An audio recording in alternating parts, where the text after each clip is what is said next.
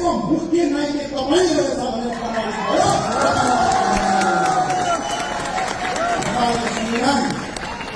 नेपालको संविधानले उहाँलाई प्रधानमन्त्री मानेपछि हामीले प्रधानमन्त्री मानेको।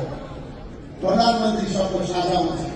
प्रधानमन्त्रीको आज अभिव्यक्ति सुन्दा यस्तो लाग्छ कि उहाँ देशको प्रधानमन्त्री होइन, कुनै गुण्डाहरूको सरदार।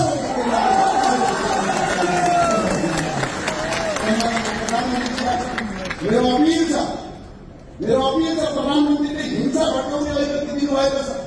यदि आउने 15 गतेको आन्दोलनमा कसैलाई खरोच मात्रै लाग्यो भने यसको पुरो रूपमा केपी शर्मा भन्ने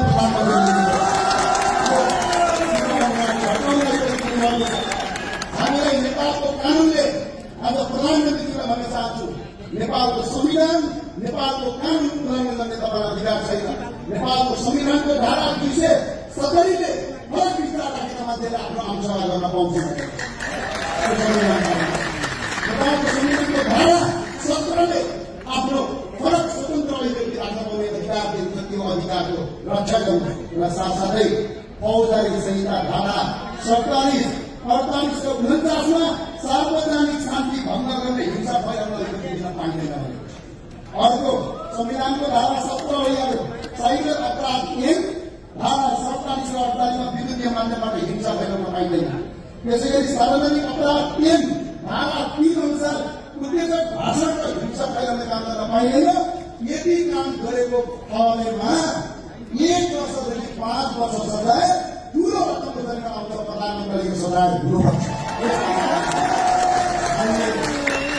हामीले 15 गते कार्यक्रम राखेका छौँ अनि यो काठमाडौँ चाहिँ प्रधानमन्त्रीको बिर्ता हो।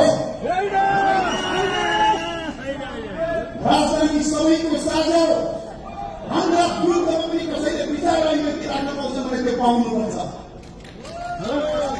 त्यो आउनाले अभिव्यक्ति गर्न चाहन्छु। सम्माननीय प्रधानमन्त्रीजीले जुन अभिव्यक्ति दिनुभएको छ यो अभिव्यक्ति नेपालको संविधान, नेपालका कानून, विभिन्न कानूनहरू आकर्षित हुन्छन्।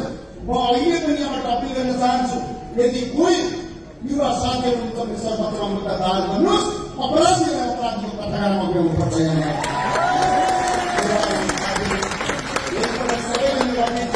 मेरो अनुरोध छ, अब युवाहरू राजनीतिमा नआई, युवाहरूले देश विकासको बाटोमा अगाडि नबढी हामीले स्वास्थ्य, शिक्षा, रोजगारी लगायतका धेरै कुराहरू गर्नु छ।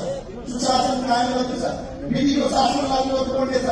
विविधताभित्रको एकताको देशलाई फुलबारी कसरी सघाउनु पर्नेछ, यो सुझाउनका साथ तपाईँहरू आफ्नो पछि हुनुहुन्छ भन्ने मलाई लाग्छ। त्यही भएर सबैलाई जाँदा जाँदै एक